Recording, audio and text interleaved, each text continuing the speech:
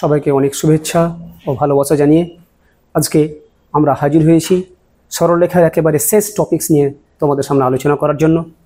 তবে আজকে এই শেষের আলোচনাতে ঢুকার আগে ভাগেই আমরা জাস্ট একটু রিমাইন্ড করে নেব এর আগের ক্লাসটাতে আমরা কী কী বিষয় নিয়ে তোমাদের সামনে কথা বলেছিলাম সেই বিষয়গুলো। আমরা প্রথমত এর আগের দিন যে বিষয়টা নিয়ে তোমাদের সামনে আলোকপাত করেছিলাম সেটা হলো যে দুটি সরলরেখা যদি পরস্পরকে ছেদ করে তাহলে তাদের অন্তর্ভুক্ত যে কোণ সেই অন্তর্ভুক্ত কোণের পরিমাপ কী করে বের করা হয় সেই জিনিসটা তোমাদের সামনে প্রমাণ সহকারে দেখানো হয়েছিল। তারপরে আমরা যেটা দেখেছিলাম যে দুটি সরলরেখা যদি পরস্পর সমান্তরাল হয়ে যায় তাহলে তাদের জন্য প্রয়োজনীয় শর্তটা কী, আবার দুটি সরলরেখা সমান্তরাল হওয়াই নয়, যদি দুটি সরলরেখা পরস্পর লম্ব হয়ে যায় তাহলে তাদের জন্যই বা প্রয়োজনীয় শর্তটা কী, সেই সমস্ত জিনিসগুলো তোমাদের সামনে একটা একটা করে আলোচনা করার পরে প্রত্যেকটা টপিক্সের রিলেটেড আমি কিছু প্রবলেমস তোমাদের সামনে হাজির করেছিলাম। সেই টপিক্সের পরে সরলরেখার আরও যে অংশটা আমাদের রিমেইনিং আছে সেই জিনিসটা নিয়ে আজকে তোমাদের সামনে কিছু ধারণা দেওয়ার চেষ্টা করব। লক্ষ্য করো। হেই, যদি তুমিও তোমার এক্সাম প্রিপারেশন অনেক সহজ করে তুলতে চাও তাহলে ডেসক্রিপশন বক্সের লিঙ্ক থেকে এলিট অ্যাপটি ডাউনলোড করে নাও। সেখানে তুমি প্রতিটি টপিকের ভিডিও লেকচার, স্টাডি ম্যাটেরিয়ালস এবং নোটস, কোয়েশ্চেন অ্যান্সারের সলিউশন, অডিও বুকস এবং বোর্ডের যাবতীয় ইম্পর্টেন্ট আপডেট পেয়ে যাবে। তাই অ্যাপটি ডাউনলোড করতে ভুলো না। তো চলো আবার টপিকে ফিরে যাই। আজকে যে বিষয়টা আমি সিলেক্ট করেছি সেটা হলো কোনো একটা বহিস্থ বিন্দু থেকে কোনো একটা সরলরেখার দূরত্ব আমরা কী করে বের করব সেই জিনিসটা তোমাদের সামনে ছবির মাধ্যমে দেখাতে চলেছি। লক্ষ্য করো, এখানে লেখা আছে একটি প্রদত্ত বিন্দু থেকে প্রদত্ত সরলরেখার লম্ব দূরত্ব নির্ণয়। এই প্যারামিটারের আন্ডারে আমরা যে পয়েন্টটা লিখেছি যে বহিস্থ x1 y1 বিন্দু থেকে, বহিস্থ মিনস বাইরে অবস্থিত একটা বিন্দু যার কোঅর্ডিনেট x1, y1, সেখান থেকে এই যে ax plus by plus c = 0 সরলরেখা তার লম্ব দূরত্ব আমরা কি করে বের করব সেই জিনিসটা আমি তোমাদের সামনে ছবির মাধ্যমে দেখাচ্ছি। মনে করো এটা হচ্ছে সমতলের মধ্যে কোনো একটা বিন্দু যার স্থানাঙ্ক আমি ধরে নিলাম x1, y1 এবং ওই সমতলের মধ্যেই আরও একটা সরলরেখা আমি সিলেক্ট করলাম যে সরলরেখার সমীকরণটি এখানে দেওয়া আছে ax plus by plus c = 0। আমার আলোচ্য বিষয় হলো যে এই বিন্দু থেকে এই সরলরেখা পর্যন্ত যে দূরত্ব সেই দূরত্বটা আমরা কি করে বের করব।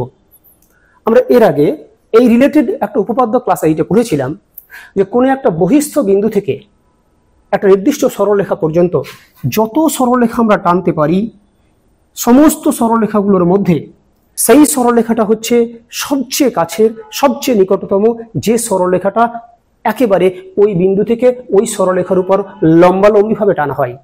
আমরা সেই নিকটতম দূরত্বটা, সেই কাছের দূরত্বটা বা লম্ব দূরত্বটাই আমরা মেজারমেন্ট করতে শিখবো আজকে। তাহলে নিয়মটা হচ্ছে যে সরলরেখার উপরে আমরা লম্বটা ফেলছি সেই সরলরেখার প্রত্যেকটা পদ যাতে বাম দিকে থাকে। অর্থাৎ যদি এরকম দেখা যায় যে কোনো সরলরেখার কিছু পদ ডান দিকে রয়েছে তখন ওই পদটাকে আমরা বাম দিকে নিয়ে এসে ডান দিকটাকে 0 বানাবো, প্রথম শর্ত। দ্বিতীয় শর্ত হচ্ছে যে বিন্দু থেকে এই সরলরেখার আমি লম্ব দূরত্ব বের করতে চাইছি সেই বিন্দুটার x স্থানাঙ্ক দ্যাট ইজ ভুজটা আমরা x এর জায়গায় বসাবো এবং y স্থানাঙ্ক বা কোটিটা y এর জায়গায় বসাবো। এই x স্থানাঙ্ক y স্থানাঙ্কটা x এবং y এর জায়গায় বসানোর পরে আরও যে কনস্ট্যান্ট টার্মটা রিমেইনিং পড়ে থাকবে সেটা আমরা লিখে দেব। লিখে দেওয়ার পরে আমরা এই সমীকরণের বাম পক্ষে x এর যে সহগ রয়েছে দ্যাট ইজ x এর সাথে যেটা গুণ আকারে আছে এখানে যেটা দেখতে পাচ্ছ a তার স্কোয়ার প্লাস দিয়ে y এর যেটা সহগ রয়েছে দ্যাট ইজ এখানে b তার স্কোয়ার লেখার পরে আমরা তার স্কোয়ার রুট নিয়ে নেব, যেরকম কি তোমাদের এখানে দেখানো হয়েছে। আবার বলছি, লক্ষ্য করো যে এই বিন্দুর x স্থানাঙ্ক এই সরলরেখার x এর জায়গায় বসাবো দ্যাট ইজ এটা হবে ax1 প্লাস এই y এর জায়গাতে আমরা ওই বিন্দুর y স্থানাঙ্কটা লিখবো দ্যাট ইজ by1। তারপরে বললাম আরও যে রিমেইনিং টার্মটা থাকবে দ্যাট ইজ কনস্ট্যান্ট টার্ম সেটা আমরা লিখে দেব বাই নিচে স্কোয়ার রুটের ভিতরে লিখবো এই সমীকরণটার মধ্যে x এর যে সহগ দ্যাট ইজ a তার স্কোয়ার প্লাস y এর যে সহগ b তার স্কোয়ার। আমরা সকলেই জানি এই যে দূরত্বটা আমরা বের করলাম দ্যাট ইজ লম্ব দূরত্ব, সেই দূরত্বের মান কোনোদিন নেগেটিভ হওয়া সম্ভব নয়। তাই আমরা সবসময় দূরত্বকে মডিউলাসের ভিতরে ইনক্লুড করে রাখবো। তাহলে এই হলো কোনো বহিস্থ বিন্দু থেকে কোনো সরলরেখার লম্ব দূরত্ব বের করার ফর্মুলা। এবার এই টপিকসটাকে, যে টপিকসটা আমি এতক্ষণ ধরে তোমাদের সামনে বললাম, সেটাকে অবলম্বন করে কিভাবে প্রবলেম সমাধান করা যায় সেটা আমরা দেখাবো। তার আগে আরো একটা বিষয় তোমাদের সামনে হাজির করব। লক্ষ্য করো, দুটি সমান্তরাল সরলরেখার মধ্যবর্তী লম্ব দূরত্ব নির্ণয়। দুটি সমান্তরাল সরলরেখা, আমরা এই সমান্তরাল কথাটা দীর্ঘদিন থেকে শুনে আসছি। এখন আবার আমার বিশেষ প্রয়োজনে সমান্তরাল কথাটা টেনে আনতে হচ্ছে। সমান্তরাল এই কথাটাকে অ্যাকচুয়ালি যদি আমরা সন্ধি বিচ্ছেদ করি, তাহলে এটা দাঁড়াবে সম যোগ অন্তর যোগ আল। সম মিন্স সমান, অন্তর মিন্স পার্থক্য বা ব্যবধান, আল মিন্স এখানে আমরা প্রচলিত ভাষায় যেটাকে আইল বলি, অর্থাৎ জমির মধ্যে, দুটো জমির মধ্যে যে সরু রাস্তা, যেটাকে আমরা আইল বলে চিহ্নিত করি, সেটাই হলো এখানে আল। দ্যাট ইজ, এখানে আল বলতে সরলরেখাকে বোঝানো হয়েছে। তাহলে এই কথাটাকে যদি আমরা বিশ্লিষ্ট করি, তাহলে তার সম্পূর্ণ মিনিংটা এরকম দাঁড়াবে যে দুটি সরলরেখার বা দুটি আলের মধ্যবর্তী যে দূরত্ব বা ব্যবধান, সেই ব্যবধানটা যদি সর্বদা সমান হয়, তাহলেই সেই সরলরেখা দুটিকে আমি সমান্তরাল বলে দাবি করতে পারবো। এর আগে আমরা সমান্তরালের ডেফিনেশন পড়েছি, অথচ সেই ডেফিনেশনটা ইউজ না করে আমি সবচেয়ে মডার্ন ভার্সনের যে ডেফিনেশন সেটা তোমাদের সামনে উপস্থাপন করার চেষ্টা করেছি, যেখান থেকে সমান্তরালের শাব্দিক অর্থ বিশ্লেষণ করা সম্ভব। তাহলে কি বললাম, মনে করো এটা একটা সরলরেখা, তার সমান্তরাল করে আরো একটা সরলরেখা আঁকলাম। এই যে দুটো সরলরেখা, যে দুটোকে আমি এখানে আল নামে চিহ্নিত করেছি, এই আল দুটির বা সরু রেখা দুটির মধ্যবর্তী যে ব্যবধান, দ্যাট ইজ প্রাথমিক পর্যায়ে যদি তাদের মধ্যে এই দূরত্বটা 5 সেন্টিমিটার হয়, পরবর্তীকালেও তাদের মধ্যে দূরত্বটা যদি 5 সেন্টিমিটার হয়, অর্থাৎ এই দুটো সরু আলের মধ্যবর্তী দূরত্বটা যদি সর্বদাই সমান হয়, তবেই আমি সেই দুটোকে সমান্তরাল সরলরেখা বলে দাবি করতে পারবো। এখন আমাদের এখানে আলোচ্য বিষয় যে দুটি সমান্তরাল সরলরেখার সমীকরণ যদি আমাকে প্রোভাইড করা থাকে, তাহলে তাদের মধ্যবর্তী ব্যবধান বা ডিস্টেন্সটা কি করে খুঁজে বের করব, সেই জিনিসটা তোমাদের সামনে আলোচনা করার জন্য আমরা এই টপিকটাকে হাজির করেছি। তাহলে লেখা আছে, লক্ষ্য করো, y = mx + c1। আমরা সকলেই জানি সরলরেখার বিভিন্ন আকারের মধ্যে এটা হচ্ছে একটা আকার, যে আকারটার নাম বলেছিলাম প্রবণতা ছেদিতাংশ আকার। যে আকার থেকে আমরা স্পষ্ট বুঝতে পারবো যে এই সরলরেখার প্রবণতার মান কত। তোমরা নিজে নিজে অনুধাবন করতে পারছো আশা করি। এই সরলরেখার প্রবণতা হলো m, দ্যাট ইজ x এর সাথে যেটা গুণ আছে। আবার আরো একটা যে সরলরেখা এখানে দেওয়া আছে y = mx + c2, সেটা হলো সরলরেখারই প্রবণতা ছেদিতাংশের আরো একটা রূপ, যার প্রবণতা হচ্ছে m, যেহেতু এখানেও x এর সহগ বা x এর সাথে m গুণ অবস্থায় আছে।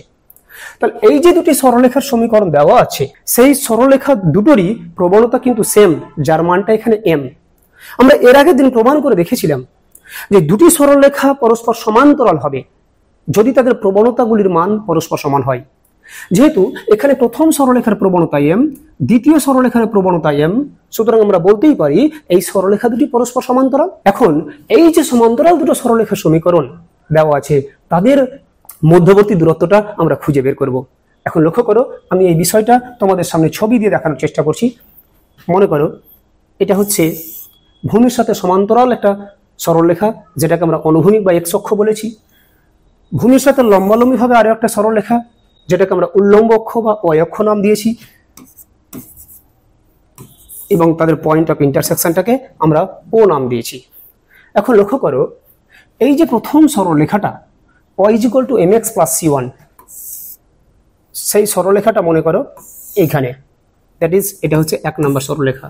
দ্বিতীয় যে সরলরেখাটা y = mx + c2, যেহেতু এটা হলো এরই সমান্তরাল, তাহলে ওই সরলরেখাটাকে আমরা এই রকম করে তোমাদের সামনে দেখালাম। মনে করে দিস ইজ নাম্বার 2। তার আগে কি করব, এই যে সরলরেখা দুটো, এই দুটোকে আমরা নামকরণ করে আসব।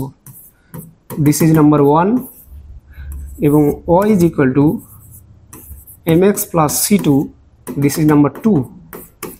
লক্ষ্য করো, এই যে 1 নম্বর সরলরেখা এবং 2 নম্বর সরলরেখা তোমাদের সামনে আমি দেখিয়েছি, তাদের মধ্যবর্তী দূরত্ব আমরা খুঁজে বের করার চেষ্টা করব। তাহলে কিভাবে করছি, প্রথম জায়গাটা লক্ষ্য করো, আমরা এই যে মূলবিন্দু, সেই মূলবিন্দু থেকে প্রথম সরলরেখার দূরত্বটা কত, সেই দূরত্বটা আগে আমরা খুঁজে বের করব। যেভাবে একটু আগে আমরা তোমাদের সামনে দেখালাম কোনো বহিস্থ বিন্দু থেকে কোনো সরলরেখার দূরত্ব কি করে বের করতে হয়। তাহলে দূরত্ব বের করার সময় আমি বললাম যে সমীকরণের উপরে আমি লম্বটা ফেলবো সেই সমীকরণের প্রত্যেকটা পদকে বাম দিকে নিয়ে আসতে হয়। তাহলে আমরা নিয়ে আসছি, লক্ষ্য করো, y minus mx minus c1 is equal to 0। একই রকম ভাবে এরও প্রত্যেকটা পদকে যদি বাম দিকে নিয়ে আসি তাহলে লিখতে পারবো y minus mx minus c2 সমান 0। এখন লক্ষ্য করো, মূল বিন্দু যার স্থানাঙ্ক 0,0, এই বিন্দু থেকে আমরা 1 নম্বর সরলরেখার দূরত্ব বের করছি। লিখছি যে 0,0 বিন্দু থেকে 1 নম্বর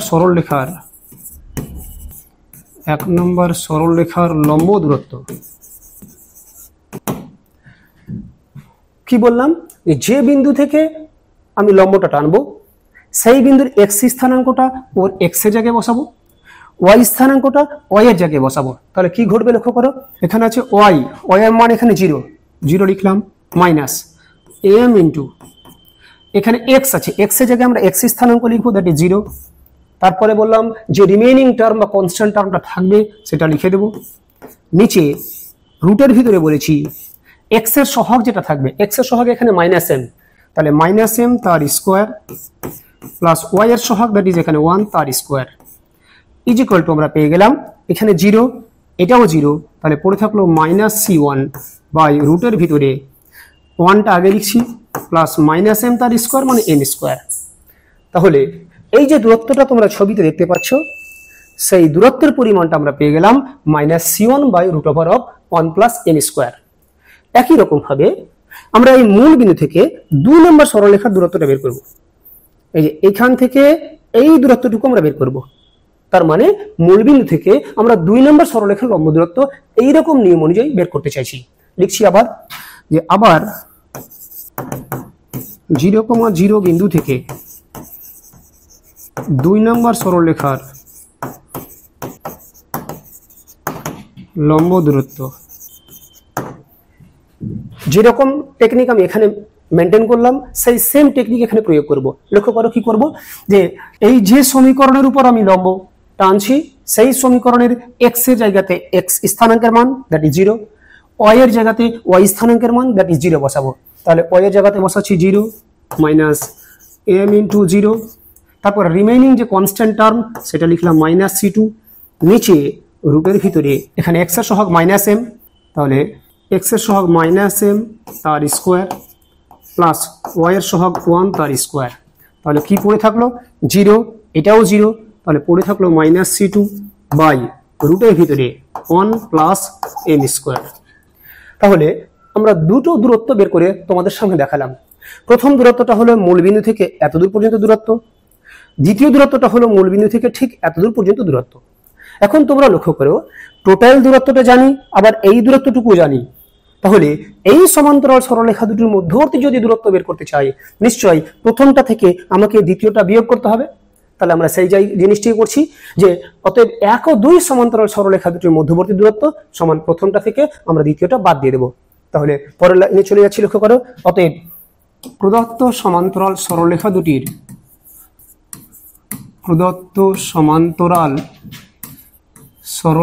দুটির মধ্যবর্তী দূরত্বটা কি পেলাম একবার লক্ষ্য করো, যে দূরত্ব সমান আমরা প্রথমটা থেকে দ্বিতীয়টা বিয়োগ করছি। তাহলে প্রথমটা হচ্ছে মাইনাস c1 বাই দিস, এটা থেকে যদি বিয়োগ করি তাহলে বিয়োগ করলে এটা নিশ্চয়ই প্লাস হয়ে যাবে। তাহলে তাই লিখছি যে minus c1 by root over of 1 plus m square. দ্বিতীয়টা যদি বিয়োগ করি তাহলে চিহ্নে পরিবর্তন ঘটে যাবে, দ্যাট ইজ এটা হয়ে গেল c2 by root over of 1 plus m square. তাহলে লক্ষ্য করো আমরা যদি লসাগু করে ফেলি এটা হবে রুটের ভিতরে 1 প্লাস m স্কোয়ার, উপরে মাইনাস c1 প্লাস c2।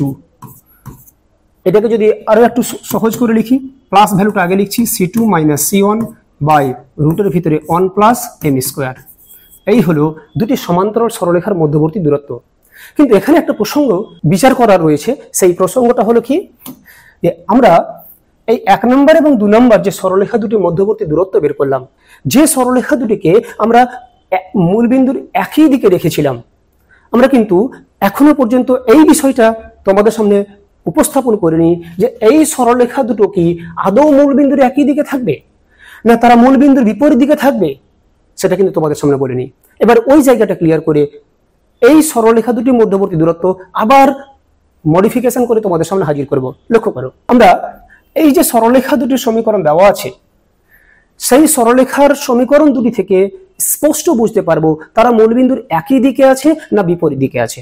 কিভাবে বুঝতে পারবো? নিয়মটা হলো, এই সরলরেখাগুলোর মধ্যে যে কনস্ট্যান্ট টার্মটা থাকবে, দ্যাট ইজ এখানে কনস্ট্যান্ট টার্ম C1, এখানে কনস্ট্যান্ট টার্ম C2, প্রথম কাজ হলো সেই কনস্ট্যান্ট টার্ম দুটোকে আমরা যে কোনো একটা দিকে নিয়ে যাব। হতে পারে আমরা দুটো পদকে বাম দিকে নিয়ে আসবো, অথবা হতে পারে দুটো পদকে আমরা ডান দিকে নিয়ে যাব। দুটো পদকে অর্থাৎ কনস্ট্যান্ট টার্ম দুটিকে যে কোনো একটা সাইডে নিয়ে যাওয়ার পরে যদি ওই পদগুলোর চিহ্ন একই হয়, যেমন এখানে দুটি পদই কিন্তু ডান দিকে আছে, সেক্ষেত্রে প্রথম যে কনস্ট্যান্ট টার্ম C1 তার আগের চিহ্নটা প্লাস, দ্বিতীয় যে কনস্ট্যান্ট টার্ম C2 তার আগের চিহ্নটাও প্লাস। যদি এরকম হয় যে দুটো কনস্ট্যান্ট টার্মেরই চিহ্ন একই দিকে নিয়ে যাওয়ার পরে একই রকম হয়ে গেছে, অর্থাৎ দুটোই প্লাস কিংবা দুটোই মাইনাস, চিহ্ন যদি একই হয়ে যায় তাহলে বুঝে যাব তারা মূলবিন্দুর একই দিকে আছে।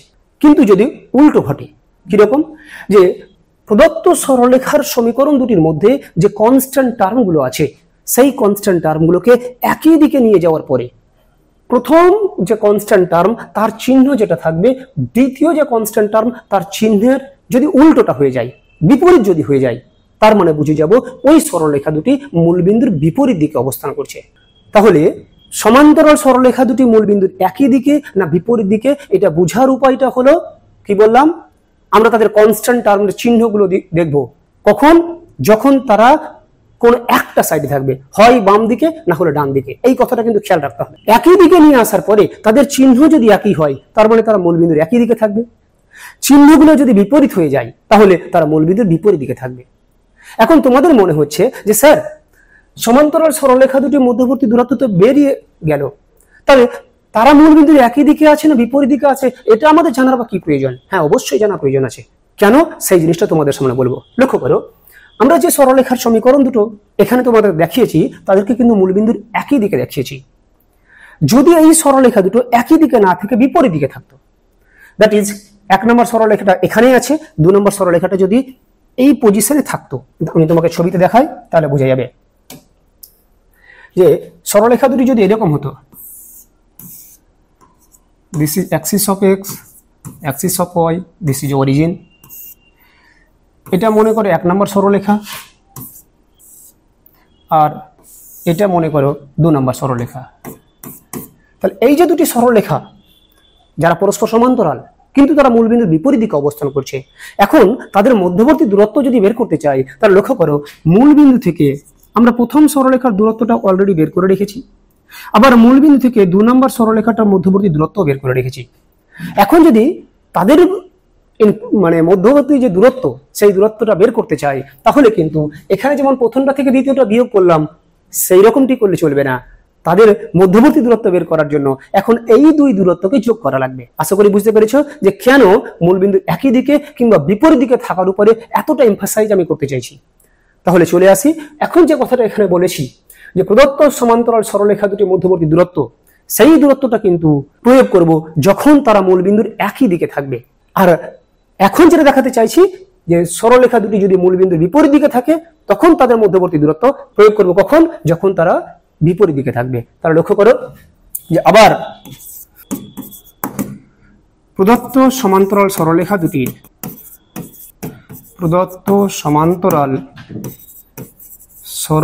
দুটির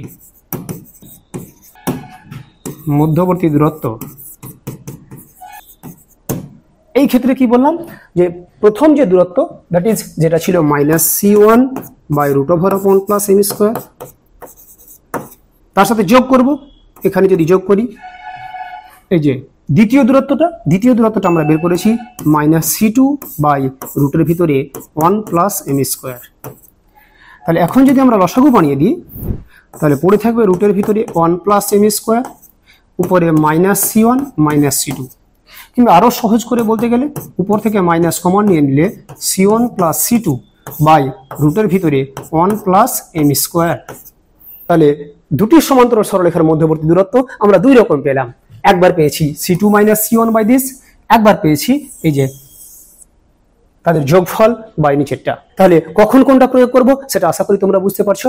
তাই এই জিনিসটাকে আমরা পরের জায়গাতে দেখাচ্ছি কিভাবে, লক্ষ্য করো যে আমরা হেডিং করেছি সমান্তরাল সরলরেখা দুটি। যে সরলরেখা দুটি নিয়ে আমরা তোমাদের ছবিতে দেখালাম সেই সরলরেখা দুটি কথা বলছে তারা মূলবিন্দুর একই পাশে যদি অবস্থিত হয়। কখন তারা একই পাশে অবস্থিত হবে সেটাও আমি ব্র্যাকেটের মধ্যে লিখে দিয়েছি, যখন c1 ও c2 একই চিহ্নযুক্ত হবে। এই কথাটা খুব সংক্ষেপে লিখেছি, কিন্তু এই কথাটা ইমপ্লিমেন্ট করার আগে যে কথাটা আমি খেয়াল রাখতে বললাম, অবশ্যই আমরা নজরে রাখবো যে ওই c1 আর c2 কনস্ট্যান্ট টার্ম দুটো যাতে সমীকরণে যে কোনো একটা সাইডে থাকে, হয় বাম দিকে কিংবা ডান দিকে। এই কথাটা কিন্তু এখানে উজ্জ্ব অবস্থায় আছে।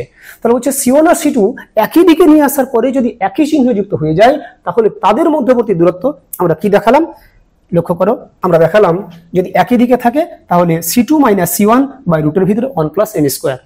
যেহেতু দূরত্বটা নেগেটিভ হতে পারে না তাই এখানে মডিউলাস দিয়ে সূচিত করা হয়েছে। দেখো আবার modulus of c2 minus c1 by রুটের ভিতরে 1 প্লাস এম স্কোয়ার। আশা করি ক্লিয়ার হয়েছে।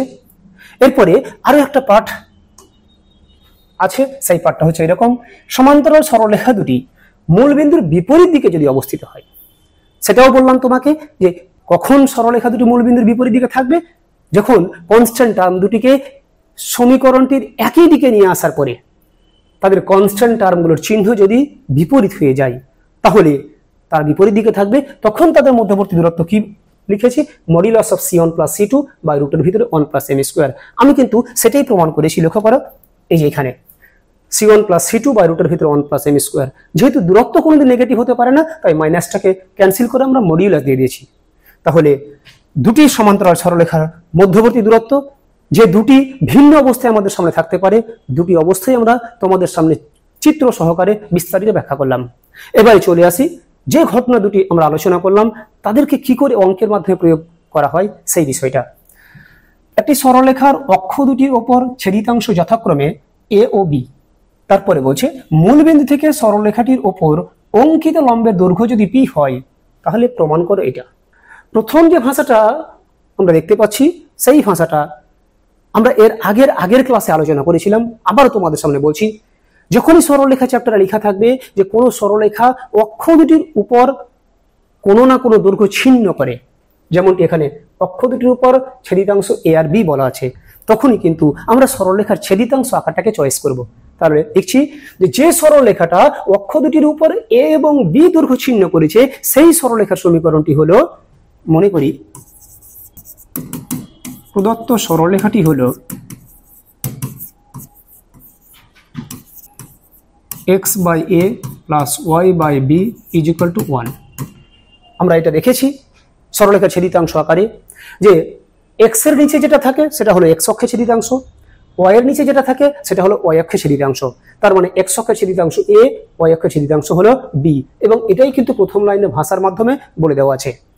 তাহলে প্রথম ভাষাটাকে পড়ে আমরা সরলরেখার উপযুক্ত যে রূপ সেই রূপটা প্রয়োগ করেছি, এটাকে আমরা 1 নম্বর সমীকরণ নাম দেব।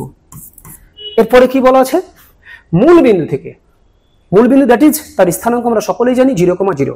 তাহলে এই বিন্দু থেকে সরলরেখাটির মানে এই 1 নম্বর সরলরেখার উপর অঙ্কিত লম্বের দৈর্ঘ্য পি, এটা বলে দিয়েছে। আমরা প্রথমত কি করব, মূলবিন্দু থেকে এই সরলরেখাটির লম্ব দূরত্ব বের করব। লিখছি মূলবিন্দু অর্থাৎ 0,0 বিন্দু থেকে 1 নম্বর সরলরেখার লম্ব দূরত্ব, 1 নম্বর সরলরেখার লম্ব দূরত্ব বের করার জন্য কি কি টেকনিক বললাম, যে সরলরেখার উপর লম্বটা ফেলবো সেই সরলরেখার প্রত্যেকটা পদকে আমরা বাম দিকে নিয়ে আসবো। লক্ষ্য করো ডান দিকে 1 রয়েছে, তাহলে ওই পদটাকে যদি বাম দিকে নিয়ে আসি তাহলে -1 হয়ে যাবে, অর্থাৎ ডান দিক তখন 0 হয়ে যাবে। তাহলে এই কাজটা আমরা লিখেও করতে পারি, আবার মনে মনেও করতে পারি। আমাদের ধ্যানটা এরকম রাখতে হবে ডান দিক যাতে 0 থাকে। তাহলে তোমরা মনে মনে ভেবে নাও এই 1 পদটা আমরা বাম দিকে নিয়ে চলে এসেছি। তারপর কি করবো বলেছি, x এর জায়গায় x স্থানাঙ্ক বসাবো, y এর জায়গায় y স্থানাঙ্ক বসাবো। তাহলে কি হবে 0/a প্লাস 0/b, আর মনে মনে কি বলেছি ওই 1 পদটাকে বাম দিকে নিয়ে আসবো, তাহলে নিশ্চয়ই -1 হয়ে যাবে।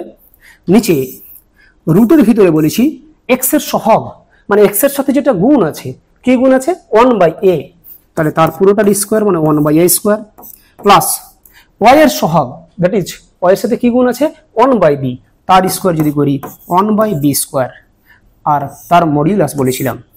তাহলে আলটিমেট কি দাঁড়ালো, এটা 0, এটা 0, -1।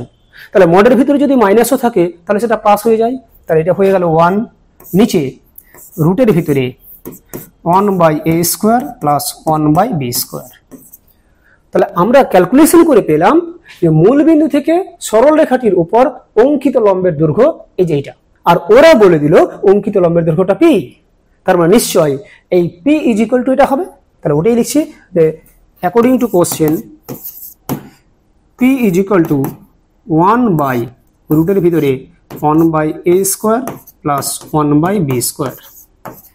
আমরা যদি বোথ সাইডে স্কোয়ার করে দিই তাহলে এটা হবে p square is equal to 1 আমরা সকলে জানি স্কোয়ার রুট যদি থাকে তার যদি স্কোয়ার করি তাহলে সেই স্কোয়ার রুটটা ক্যান্সেল হয়ে যায়, তাহলে এটা হবে 1/a square plus 1/b square. এখন এই যে নিচের জায়গাটা দেখতে পাচ্ছ, এইটাকে আমরা এখানে নিয়ে আসছি, আর এইটাকে যদি এখানে নিয়ে চলে আসি, আবার লক্ষ্য করো এই নিচের যেটা মানে হর, সেই হরটাকে আমি এখানে নিয়ে আসছি আর এইটাকে এখানে নিয়ে চলে যাচ্ছি, তাহলে কি ঘটবে 1/a square plus 1/b square is equal two, তার মানে এই জায়গাটাকে আমি এখানে রিপ্লেস করেছি, পি স্কোয়ারটাকে আমি এখানে নিয়ে চলে আসবো, তাহলে it will be 1/p square. লক্ষ্য করো আমাদের যেটা প্রামাণ্য বিষয় ছিল সেই প্রামাণ্য বিষয়টা চলে এসছে। আবার তোমরা খুব ধৈর্য নিয়ে একেবারে অ্যাটেনশন সহকারে তোমরা যদি পুরো জিনিসটা একটা একটা করে দেখতে শুরু করো তাহলে আশা করি বুঝতে পারবে। এরপরে আরো যে ফর্মুলাগুলো আমি বললাম সেই ফর্মুলা রিলেটেড নতুন প্রবলেম নিয়ে তোমাদের সামনে হাজির হলাম। সেই প্রবলেমটা কি, একটি বর্গক্ষেত্রের দুটি বাহু 5x - 2y = 13, আমি লিখছি এখানে 5x - 2y = 13। আরেকটা সমীকরণ দেওয়া আছে 5x - 2y + 16 = 0। এই যে সমীকরণ দুটো দেওয়া আছে তোমরা নিশ্চয়ই বুঝতে পারছো এই সমীকরণ দুটো কার সমীকরণ, তার এক একটা সরলরেখার সমীকরণ। কেন, এই সমীকরণে xy চলরাশি দুটি সর্বোচ্চ পাওয়ার 1 আছে, সুতরাং সেটা সরলরেখা। অনুরূপভাবে এটাও একটা সরলরেখা। তাহলে কি বলেছে, একটি বর্গক্ষেত্রের দুটি বাহু, আমরা জানি বর্গক্ষেত্রের বাহুর সংখ্যা 4টা, কিন্তু এক্ষেত্রে দুটো বাহুর কথা বললো। লক্ষ্য করো এটা হলো বর্গক্ষেত্রের একটা বাহু, এটা হলো বর্গক্ষেত্রের অপর একটা বাহু, কিন্তু এই যে দুটো বাহু দেওয়া আছে এই বাহু দুটোর মধ্যে একটা স্পেশাল কন্ডিশন লুকিয়ে আছে। আমরা যদি এর আগের ক্লাসটা ভালো করে রিমাইন্ড করি তাহলে বুঝতে পারবো এই সরলরেখা দুটোর মধ্যবর্তী বৈশিষ্ট্যটা কি। সেটা হলো এখানে x আর y যুক্ত পদগুলো যা আছে এখানেও কিন্তু x আর y যুক্ত পদগুলো সেম আছে। এর আগের দিন আমি বলেছিলাম যে যখন দুটো সরলরেখার মধ্যবর্তী x আর y যুক্ত পদগুলো একই হয়ে যাবে তখনই সেই সরলরেখা দুটোকে আমরা পরস্পর সমান্তরাল বলতে পারবো। তাহলে যেহেতু এই সমীকরণ এবং অপর সমীকরণটার x আর y যুক্ত পদের কোনো পরিবর্তন নেই, সেম আছে, সুতরাং সেই সরলরেখা দুটি পরস্পর সমান্তরাল। তার মানে এখানে বর্গক্ষেত্রের যে বাহু দুটো দেওয়া আছে সেই বাহু দুটো কিন্তু সন্নিহিত দুটি বাহু নয়, সেই বাহু দুটি পরস্পর সমান্তরাল দুটো বাহু। অর্থাৎ ছবিতে তোমাদের সামনে দেখায়, লক্ষ্য করো এই যে বর্গক্ষেত্র, আমরা জানি বর্গক্ষেত্রের প্রত্যেকটা বাহুর দৈর্ঘ্য সমান এবং প্রত্যেকটা কোণের পরিমাণ 90 ডিগ্রি। সেই বর্গক্ষেত্রের এটা মনে করে 1 নম্বর বাহু, এই যে যেটা দেখতে পাচ্ছ, এটাকে আমি প্রত্যেকটা পদকে একই দিকে নিয়ে আসছি। লক্ষ্য করো 5x - 2y, এইদিকে 13টাকে নিয়ে চলে এলে -13 = 0, দিস ইজ নাম্বার 1। আর এইটাকে আমরা ডট ডট করে নাম্বার 2 দিচ্ছি।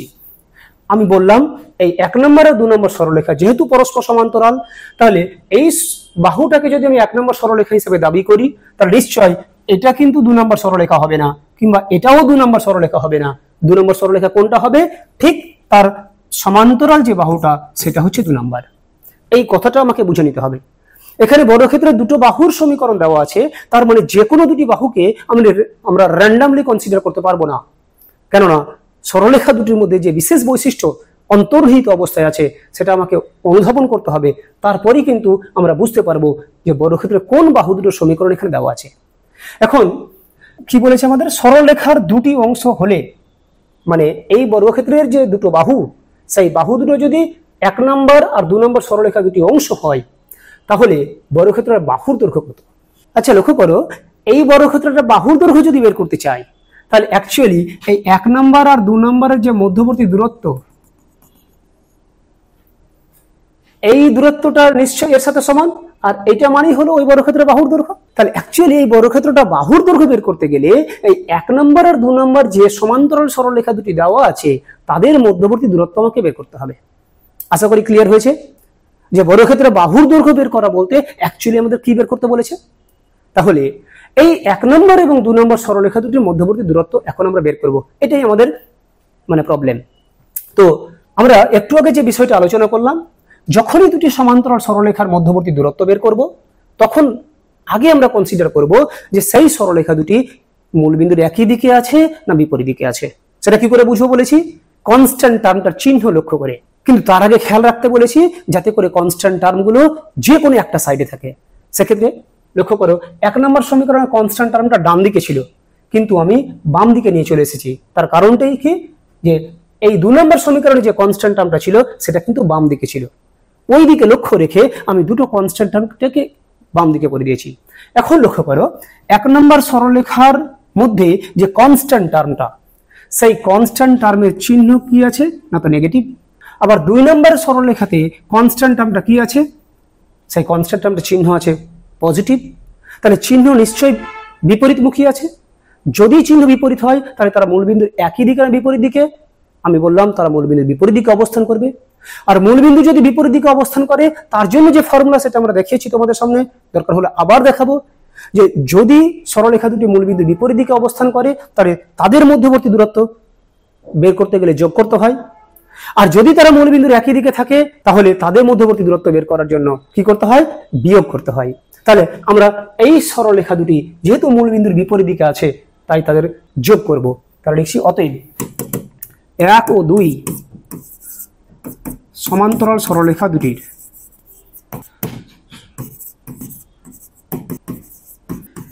মধ্যবর্তী দূরত্ব এটা সমানই হলো বর্গক্ষেত্রের বাহুর দৈর্ঘ্য ইজিক্যাল টু বর্গক্ষেত্রের বাহুর দৈর্ঘ্য। সেটা কি বললাম লক্ষ্য করো, আমি একবার যে ফর্মুলাটা প্রমাণ করে তোমাদের সামনে দেখিয়েছি সেটার কাছে আবার চলে যাচ্ছি, তাহলে তোমাদের সুবিধা হয় বুঝতে। এই যে সমান্তরাল সরলরেখা দুটি মূলবিন্দুর বিপরীত দিকে যদি অবস্থিত হয়, যেটা আমাদের এখন আলোচ্য বিষয়, সেটা কি করে বুঝবো? C1 আর C2 বিপরীত চিহ্ন যুক্ত হলে। সেটাও আমি বলে দিয়েছি যে C1 এর চিহ্নটা ছিল নেগেটিভ, C2 এর চিহ্নটা ছিল পজিটিভ, এবং একই দিকে নিয়ে আসার পরে কিন্তু তাহলে কি বলেছি, তাদের মধ্যবর্তী দূরত্ব বের করার ফর্মুলা মিডিলে প্লাস চিহ্নটা ইউজ করব। প্রথমে কি, প্রথম সমীকরণে কনস্ট্যান্ট টার্ম তার নিউমেরিক্যাল ভ্যালু সাংখ্যমান প্লাস দিয়ে দ্বিতীয় সমীকরণে কনস্ট্যান্ট যেটা টার্ম তার নিউমেরিক্যাল ভ্যালু, অর্থাৎ এখানে চিহ্নটা নেগলিজিবল। চিহ্নটা শুধু এই জন্যই আমরা আলোচনার মধ্যে রেখেছি তারা মূলবিন্দুর একই দিকে না বিপরীত দিকে এটা বোঝার জন্য। যখন ওইটা বোঝা হয়ে গেল যে তারা মূলবিন্দুর একই দিকে না বিপরীত দিকে আছে, তখন আমাদের চিহ্নের আর কোনো কাজ থাকলো না। তখন আমরা কি করব, মূলবিন্দুর বিপরীত দিকে অবস্থান করছে তার বলে যোগ করব। যোগ করার সময় কি করব, প্রথম সমীকরণের যে কনস্ট্যান্ট টার্ম তার numerical value that is C1 লিখবো, প্লাস দিয়ে দ্বিতীয় সমীকরণে যে কনস্ট্যান্ট টার্ম তার নিউমেরিক্যাল ভ্যালু, নিচে রুটের ভিতরে এখানে কি বলেছিলাম, x এর সহগ দ্যাট ছিল -m তার স্কয়ার প্লাস y এর যেটা সহগ তার স্কয়ার। তাহলে এই সেম জিনিসটা আমরা এখানে প্রয়োগ করছি। লক্ষ্য করো, প্রথম সমীকরণে যে কনস্ট্যান্ট টার্ম তার নিউমেরিক্যাল ভ্যালু হচ্ছে 13 লিখে ফেললাম, প্লাস দিয়ে দ্বিতীয় সমীকরণে যে কনস্ট্যান্ট টার্ম তার নিউমেরিক্যাল ভ্যালু শুধু সাংখ্যমানটা, আমরা আর চিহ্ন দেখতে চাইছি না, তাহলে 16 নিচে রুটের ভিতরে কি বলেছি, x এর সহগ এই সমীকরণ দুটো যেহেতু পরস্পর সমান্তরাল, সুতরাং সেই সমীকরণ দুটিতে x এবং y এর মানে সহগ বা এক্স ও ওয়াই যুক্ত পদ নিশ্চয়ই সেম থাকবে। তাই আমরা 1 নম্বর সমীকরণ থেকে যদি এক্স এর সহগ ওয়াই এর সহগ খুঁজে বের করি তাহলে যা হবে 2 নম্বর সমীকরণ থেকেও এক্স এর সহগ ওয়াই এর সহগ খুঁজে বের করলে একই রেজাল্ট আমরা পাবো। তাই আমরা প্রথম সমীকরণটাকে চয়েস করছি। এক্স এর সহগ হচ্ছে 5 তার স্কোয়ার প্লাস ওয়াই এর সহগ হচ্ছে -2 তার স্কোয়ার। আমরা যখন শুধু সহগ কথাটা উচ্চারণ করব তখন তার চিহ্ন সমেত দেখতে হবে, কিন্তু যদি বলি সাংখ্য সহগ বা নিউমেরিক্যাল সহগ তখন শুধুমাত্র সংখ্যাটার দিকে দেখব। তার জন্য এখানে ওয়াই এর সহগ কিন্তু আমরা -2 বলেছি, কখনো 2 বলিনি। তাহলে নিচে কি লিখেছি, রুটের ভিতরে এক্স এর সহগ তার স্কোয়ার প্লাস ওয়াই এর সহগ তার স্কোয়ার, যেটা পেলাম তার মডিউলাস। তাহলে উপরে হলো 13 আর 16 মানে 29, নিচে রুটের ভিতরে 5 এর স্কোয়ার মানে 25, -2 এর স্কোয়ার মানে +4 29। যেহেতু এটা পজিটিভ তাই আর মড নেওয়ার কোনো প্রয়োজন হলো না। মাইনাস যদি থাকতো তাহলে ওই মডিউলাসের জন্য আমরা সেটাকে প্লাসে পরিণত করে ফেলতে পারতাম।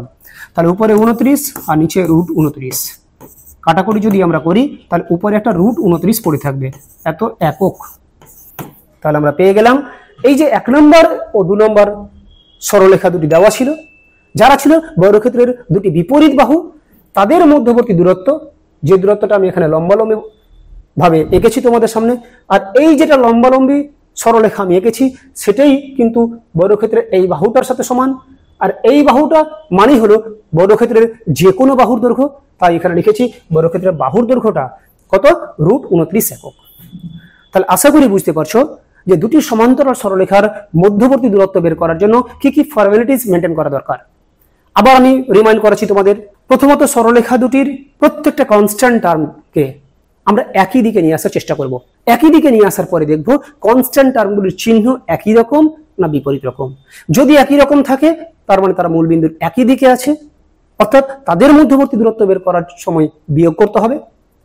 যদি কনস্ট্যান্ট টার্মগুলির চিহ্ন বিপরীত হয়ে যায় তার মানে তারা মূল বিন্দুর বিপরীত দিকে আছে, আর মূল বিন্দুর বিপরীত দিকে হয়ে গেলে তাদের মধ্যবর্তী দূরত্ব বের করার জন্য মাঝখানে যোগ করতে হবে। এই হচ্ছে টোটাল বিষয়। আমরা অঙ্কের মাধ্যমে সেই জিনিসটা দেখালাম। তোমরা এই অঙ্কগুলো তো করবেই, পাশাপাশি এইরকম টাইপের যে অঙ্কগুলো রয়েছে সেগুলো বাড়িতে করতে থাকো, আশা করি বুঝতে পারবে। এবারে নতুন একটা প্রবলেম নিয়ে তোমাদের সামনে হাজির হলাম। সেটা হলো টি একটি পরিবর্তনশীল চল হলে। এই পরিবর্তনশীল চল, এই কথাটা আমরা এখন থেকে প্রায়শই শুনবো। কথাটা আমি একটু তোমাদের সামনে ক্লিয়ার করে নিই খুব সংক্ষেপে, তারপর আমি মেন প্রশ্নে চলে যাব। টি একটি পরিবর্তনশীল চল মানে এই ভাষাটা আমাদের খুব ডিস্টার্ব করবে না, কিন্তু যেহেতু অনেকবার কথাটা শুনতে পাবো তাই আমাদের মনের মধ্যে একটা প্রশ্ন থেকেই যাবে যে স্যার এই পরিবর্তনশীল চল বলতে কি বোঝাতে চাইছেন। আসলে এর ইংরেজি টার্মটা হলো প্যারামিটার। প্যারামিটার হলো ম্যাথামেটিক্সের এমন একটা টার্ম যে টার্মটা একেবারে কনস্ট্যান্ট এবং ভ্যারিয়েবলের ঠিক মিডিল ফেজে অবস্থান করে। আমরা যখন বীজগণিত প্রথম দিকে শিখেছিলাম তখন বলেছিলাম কিংবা শিখেও ছিলাম যে ম্যাথামেটিক্সের যে সমস্ত টার্মগুলোর কোনো পরিবর্তন হয় না সেই টার্মগুলো কনস্ট্যান্ট নামে পরিচিত। ম্যাথামেটিক্সের কিছু কিছু টার্ম রয়েছে যে টার্মগুলো অনবরত পরিবর্তনশীল, সেই টার্মগুলোকে আমরা ভ্যারিয়েবল বা চলরাশি বলে চিহ্নিত করে এসেছি। আর এই যে কনস্ট্যান্ট আর এই যে ভ্যারিয়েবল, এই দুইয়ের একেবারে মিডিলে যে ফেজটা অবস্থান করছে, যে টার্মটা অবস্থান করছে, সেই টার্মটাকে আমরা বলবো প্যারামিটার। অর্থাৎ এই মিডিলে অবস্থান করার জন্য এর মধ্যে কিছু কনস্ট্যান্টের বৈশিষ্ট্য আছে, আবার কিছু ভ্যারিয়েবলের বৈশিষ্ট্য আছে। এই দুই বৈশিষ্ট্য নিয়ে অবস্থানকারী যে টার্ম, সেই টার্মটা হচ্ছে প্যারামিটার। আমরা লক্ষ্য করেছি ক্লাস 10-এ যে sin square theta plus cos square theta = 1, ওইখানে থিটাটা কিন্তু কনস্ট্যান্ট নয়, থিটাটা স্পষ্টভাবে চলরাশিও নয়, থিটাটা ওইখানে ছিল প্যারামিটার বা পরিবর্তনশীল চল, বা কখনো কখনো এটাকে পরিবর্তনশীল ধ্রুবকও বলা হয়। যেমন করে আমরা বায়োলজির পরিভাষায় পড়েছি, একদিকে ছিল জীব, একদিকে ছিল জড়। জীব এবং জড়ের মধ্যবর্তী অবস্থায় যে মানে টার্মটা আমরা নিয়ে আসছিলাম বা ব্যবহার করেছিলাম সেই টার্মটার নাম ছিল ভাইরাস। এই ভাইরাসের মধ্যে জীবের কিছু বৈশিষ্ট্য ছিল, আবার জড়ের কিছু বৈশিষ্ট্য ছিল। ঠিক অনুরূপভাবে ম্যাথামেটিক্সের ভাইরাস সম্বলিত টার্মটা হলো প্যারামিটার বা পরিবর্তনশীল চল, যেটাকে আমরা পরিবর্তনশীল ধ্রুবক বলে চিহ্নিত করতে পারবো। আশা করি প্যারামিটার সম্পর্কে তোমরা সামান্য হলেও কিছু ধারণা পেয়ে গেছো। তারপর টি একটি পরিবর্তনশীল চল হলে a,0 বিন্দু থেকে x - ty + at² = 0 এই সরলরেখার উপর অঙ্কিত লম্বের পাদবিন্দু সঞ্চারপথ নির্ণয় করো। খুব ভালো মাপের একটা অঙ্ক।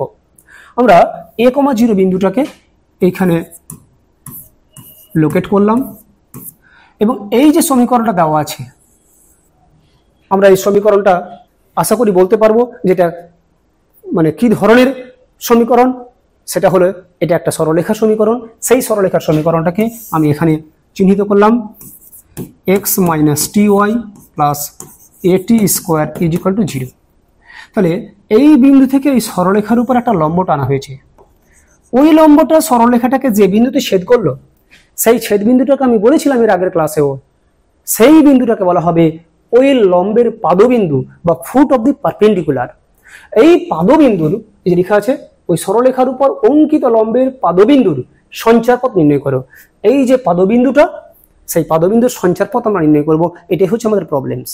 তাহলে এই পুরো প্রশ্নের ভাষাটাকে আমি ছবির মাধ্যমে তোমাদের সামনে আগে ব্যাখ্যা করেছি। এরপরে কিভাবে করব সেটা তোমাদের সামনে দেখাবো, তারপরে আমি ক্যালকুলেশন শুরু করব। আমরা প্রথমে তো করবো কি, লক্ষ্য করো যে এই বিন্দু থেকে আমরা তো এই সরলরেখার উপর লম্ব টেনেছি। তাহলে এই সরলরেখার উপর লম্ব সরলরেখার সমীকরণ কি করে বের করতে হয় সেটা কিন্তু আমরা সরলরেখার দ্বিতীয় ক্লাসে আলোচনা করেছিলাম। তাহলে এটাকে যদি আমরা 1 নম্বর সমীকরণ দিয়ে দিই, তাহলে এই সরলরেখার উপর লম্ব সরলরেখার সমীকরণ আগে বের করবো আমরা। তারপর সেটাকে কোন বিন্দু দিয়ে পাস করাবো না, তো a,0 বিন্দু দিয়ে। কেননা এই সরলরেখার উপর লম্ব সরলরেখা কোটি কোটি আমরা আঁকতে পারি। তার মধ্যে সেই লম্বের সমীকরণটা চাইছি যে লম্বের সমীকরণটা a,0 বিন্দু দিয়ে পাস করেছে। তাহলে মোদ্দা কথা হলো এই সরলরেখার লম্ব সরলরেখার সমীকরণ বের করার পরে সেটাকে a,0 বিন্দু দিয়ে পাস করাবো। তাহলে কিন্তু আমি এই লম্ব সরলরেখার সমীকরণটা পেয়ে যাব। যেই সরলরেখাটা পেয়ে গেলাম আর এই সরলরেখাটা জানি, তখন তাদের ছেদবিন্দু আমরা বের করতে পারবো। কিভাবে বলেছিলাম, ওই সরলরেখা দুটোকে আমরা সমাধান করব। আমরা ঠিক যেভাবে ক্লাস 9-10 সমাধান করে এসেছি দুটো সহ সমীকরণকে তুলনামূলক কিংবা পরিবর্তন কিংবা অপনয়ন কিংবা কারো সুবিধাজনক পদ্ধতি বজ্রগুণন, যার যেটা সুবিধাজনক বলে মনে হয়েছে সেই রকম পদ্ধতির কোন একটা অবলম্বন করে আমরা এই সরলরেখা আর এই সরলরেখার সমীকরণ দুটোকে যদি সমাধান করি তাহলেই তাদের ছেদবিন্দুটা পেয়ে যাব। আর এখানে ছেদবিন্দুটাই হচ্ছে ওই লম্বের পাদবিন্দু। তাহলে আমরা কি করব সেটা তোমাদের সামনে রাফলি বলে দিলাম। এবার আমরা ক্যালকুলেশন দেখাচ্ছি। লক্ষ্য করো যে 1 নম্বর সরলরেখার উপর লম্ব যে কোনো সরলরেখার সমীকরণ।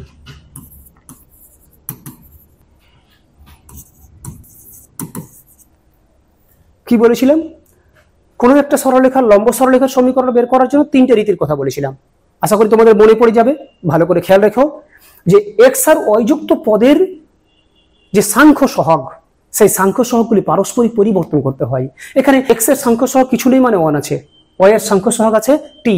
তাহলে এক্স এর সাংখ্য সহগটা ওয়াই কে দিয়ে দেবো, ওয়াই এর সাংখ্য সহগটা এক্স কে দিয়ে দেবো। তাহলে কি হবে, তাহলে এক্স যুক্ত টার্মটা হবে টি এক্স, ওয়াই যুক্ত টার্মটা হবে ওয়াই। লক্ষ্য করো এক্স এর যেটা সহগ 1 সেটা ওয়াই এর কাছে চলে গেছে, ওয়াই এর যেটা সাংখ্য সহগ ছিল টি সেটা কিন্তু এক্স এর কাছে চলে এসেছে। তারপর বলেছিলাম মিডিলে যে চিহ্ন, অর্থাৎ এক্স আর ওয়াই যুক্ত পদের মাঝে যে চিহ্ন ছিল সেই চিহ্নটা পরিবর্তন করব। 3 নম্বর কথা বলেছিলাম আমরা কনস্ট্যান্ট টার্মটাকে পরিবর্তন করে একটা পরিবর্তনশীল ধ্রুবক কে লিখে দেব। এখন এই যে কনস্ট্যান্ট টার্মটা বাম দিকে ছিল, তোমাদের মনে হতে পারে যে স্যার আমি এই কেটা তাহলে বাম দিকে লিখবো, লিখতে পারো, কোনো সমস্যা নেই। আবার যদি কেউ ডান দিকে লিখে তবু কোনো সমস্যা নেই, দুটো ক্ষেত্রেই কিন্তু তোমরা সেম অ্যান্সার পাবে। তাহলে এটাকে আমরা 2 নম্বর সমীকরণ নাম দিলাম। এবার এটা তো অজস্র লম্বের সমীকরণ, অর্থাৎ এই সরলরেখার উপরে লম্ব হলেই হলো। তাহলে ওই লম্বগুলোর মধ্যে আমি সেই লম্বটা চাইছি যেটা a,0 বিন্দুগামী। তাহলে লিখছি ইহা a,0 বিন্দুগামী হলে কি হবে, এক্স এর জায়গায় আমি এক্স স্থানাঙ্ক বসাবো, ওয়াই এর জায়গায় ওয়াই স্থানাঙ্ক বসাবো। তাহলে T into A plus 0 is equal to K. Finally আমরা পেয়ে যাব কে ইজ ইকুয়াল টু হলো এটি। এই কে এর মানটা যদি এখানে বসিয়ে দিই তাহলে কিন্তু আমরা ওই নির্ণয় লম্বের সমীকরণটা পেয়ে যাব। দেখছি অতএব লম্ব সমীকরণটি হলো T X plus Y is equal to K, মানে হচ্ছে এটি। This is number 3। এই যে লক্ষ্য করো এই লম্বটা, তার সমীকরণ আমরা পেয়ে গেলাম 3 নাম্বার। এখন 1 নম্বর আর 3 নম্বরকে যদি সমাধান করি তাহলে কিন্তু আমরা ছেদবিন্দুটা পেয়ে যাব। তাহলে সমাধান করছি তোমাদের সুবিধাজনক পদ্ধতি। সাপোজ আমরা অপনয়ন পদ্ধতি করছি। 1 নম্বর সমীকরণটা হচ্ছে x, 1 নম্বর সমীকরণকে কি দিয়ে গুণ করব আমরা? 1 দিয়ে। আর 2 নম্বর সমীকরণকে আমরা t দিয়ে গুণ করব। তাহলে লিখছি 1 গণিত 1 আর 2 গণিত t। তাহলে 1 নম্বর সমীকরণকে যদি 1 দিয়ে গুণ করি, x minus ty plus at square is equal two 0। 2 নম্বর সমীকরণকে যদি t দিয়ে গুণ করি তাহলে এটা হবে t স্কোয়ার x, t দিয়ে গুণ করলে প্লাস ty, এটা ওইদিকে আছে আমি ওইদিকে নিয়ে চলে গেলাম, t দিয়ে গুণ করলে এটা হবে at স্কোয়ার। তাহলে এখন কি ঘটলো লক্ষ্য করো, যে এটা at স্কোয়ার ডান দিকে নিয়ে যাওয়ার পরে, তাহলে আমি যদি এটাকে বাম দিকে নিয়ে চলে আসি তাহলে নিশ্চয়ই মাইনাস at স্কোয়ার হবে, ওটাই দেখাচ্ছি লক্ষ্য করো। তাহলে মাইনাস at স্কোয়ার সমান 0। এখন এই দুটোকে যদি আমরা যোগ করে দিই তাহলে লক্ষ্য করো plus at square minus at square cancel হয়ে যাবে, minus ty plus ty cancel হয়ে যাবে। তাহলে পড়ে থাকলো x plus t square x is equal two 0। আমি যদি x কমা নিয়ে নিই তাহলে পড়ে থাকবে 1 plus t square is equal two 0।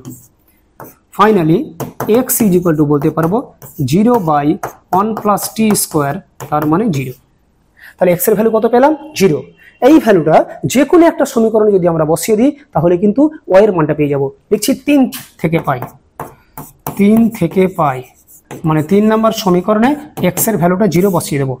তাহলে x এর ভ্যালু 0 যদি বসাই t into 0 plus y is equal two at, তাহলে এটা 0 হয়ে গেল।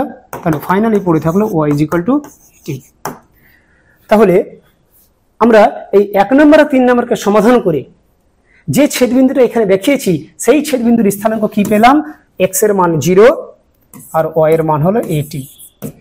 এখন ওরা বলছে এই যে ছেদবিন্দু বা পাদবিন্দু, সেই পাদবিন্দুর সঞ্চার পথের সমীকরণটা নির্ণয় করো। এই বিষয়টা একটু আমি তোমাদের সামনে ক্লিয়ার করতে চাইছি। অ্যান্সারটা হয়ে গেছে, কিন্তু কিভাবে হলো, কেনই বা ওটা হলো, সেটার জন্য আমি তোমাদের সামনে নতুন একটা বিষয় তুলে ধরছি। লক্ষ্য করো, আমরা এই প্রসঙ্গে একটা উদাহরণ দেখাই। ক্লাস 10-এ আমরা এই ধরনের একটা সমীকরণ পড়েছিলাম, x is equal two a cos theta, y is equal two a sin theta. এই সমীকরণ দুটি থেকে থিটা অপনয়ন করো। এরকম প্রশ্ন আমরা বহু করেছি, যে এরকম দুটো সমীকরণ দেওয়ার পরে ওরা বলছিল এখান থেকে থিটা অপনয়ন করো। সেক্ষেত্রে আমরা কি করেছিলাম, থিটা অপনয়ন করার জন্য আমরা এইখান থেকে এটাকে এদিকে নিয়ে চলে এসেছিলাম is equal two cos theta. আবার এখান থেকে এটাকে যদি নিয়ে চলে আসি এটা পাবো সাইন থিটা। থিটা কিভাবে অপনয়ন করেছিলাম, যে আমরা এই যে cos এবং sin এদের মধ্যবর্তী রিলেশনটা শিখেছিলাম, cos square theta plus sine square theta is equal to 1। তাহলে cos স্কোয়ার থিটার ভ্যালু এখান থেকে বলতে পারবো x square by a square, sine square থিটার ভ্যালু এখান থেকে বলতে পারবো y square by a square is equal to 1। Finally a square যদি লসাগু করে দিই তাহলে আমরা পেয়ে যাব উপরে এটা আর নিচে a square is equal to 1। Finally আমরা যেটা পাচ্ছি সেটা হলো x square plus y square is equal two a square.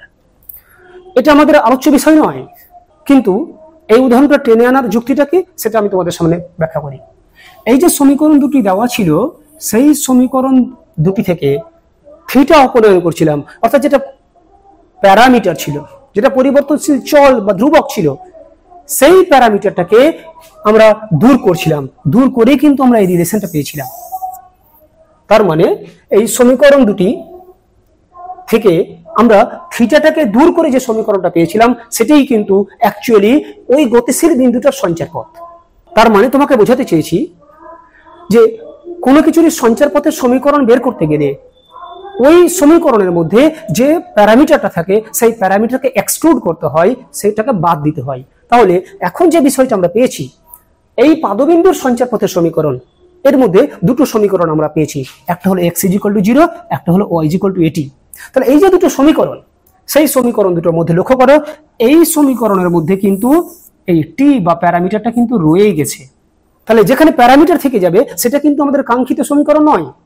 আমাদের কাঙ্ক্ষিত সমীকরণ সেটা যেখানে কিন্তু প্যারামিটারটা থাকবে না। এখানে প্যারামিটার বলতে t ছিল, তাই t বর্জিত যে সমীকরণ সেটা হলো x ইজ ইকুয়াল টু 0, অর্থাৎ এই যে লম্বের পাদবিন্দু, সেই পাদবিন্দুর সঞ্চার পথের সমীকরণটা হলো x ইজ ইকুয়াল টু 0।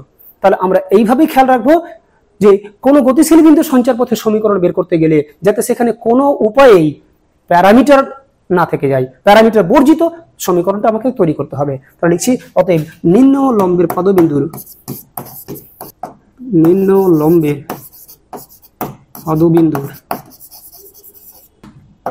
সঞ্চার পথের সমীকরণ